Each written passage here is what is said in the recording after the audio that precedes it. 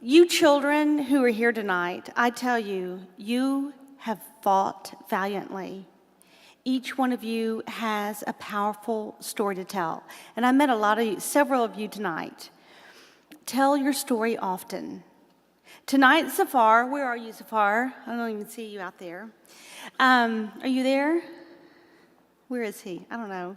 Safar has given me a few minutes on my soapbox because unfortunately, I do have a story to tell. My boy, Carson, left a big mark on this world. The kid had moxie, a bold and charming confidence, an indomitable spirit, a confident swagger. In his book, he said, "I love sports, babies, and Mexican food."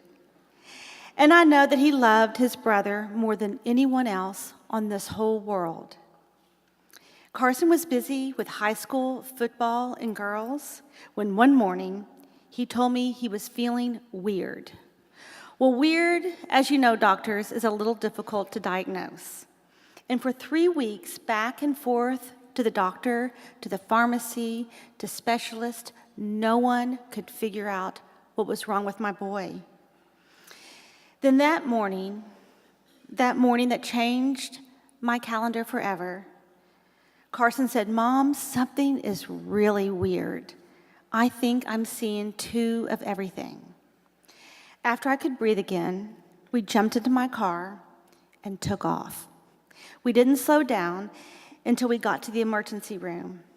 I will never, ever forget staring at that doctor and hearing words like cancer, neurosurgeon, oncologist, chemotherapy, radiation, knowing that my boy Carson was at the center of those words. We were scared. I wanted to crawl into his brain and take it on. He had baseballs to throw and girls to date and fish to catch. But the fight was his. And John Wayne nailed it when he said, "Courage is being scared to death and saddling up anyway." So we saddled up, and we were carried by faith, family, and friends, and we embraced each bright spot they offered, and they offered many. It was a gift to be Carson's mom. Naturally, as moms do, they teach kids about life, right? But when Carson was diagnosed with cancer, he began to teach us that courage comes from God and to embrace moments of goodness in the midst of pain. And in his book, he said, "The biggest blessing in life is every night I thank God for every day.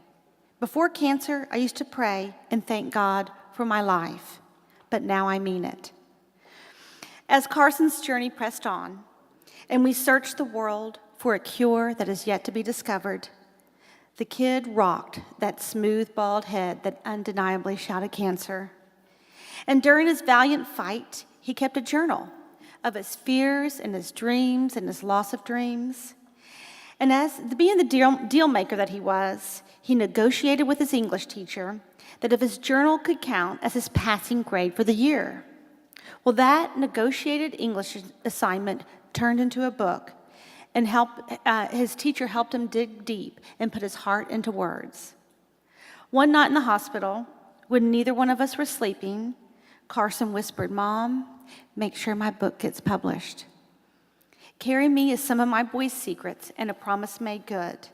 His thoughts are raw and true and honest. We've sold thousands, and all the proceeds go to research. I brought some to give away tonight. If anyone's interested, I think they're somewhere floating around here." Another night, when neither one of us were sleeping, he asked that those tumors that invaded his brilliant brain be studied with the hope of being part of a cure. Those tumors are being studied in Texas. Scientists right now are finding bold new discoveries using those tumors. Also in Texas, there are $1 million slotted in a collaborative efforts with CPRIT for research grants called the Carson Leslie Awards for Pediatric Brain Cancers. Hopefully, new and less toxic treatments will be found. That will be good. but a cure is the goal. Because cancer in children is not a business. I'm part of childhood cancer because I was forced to. Hundi is part of childhood cancer by choice. Someday, I hope to run across that car with my boy's handprint on it in red. And when I see it, I'm going to jump out of that car and give whoever is driving it a big old hug. And my next car is definitely going to be a Hyundai.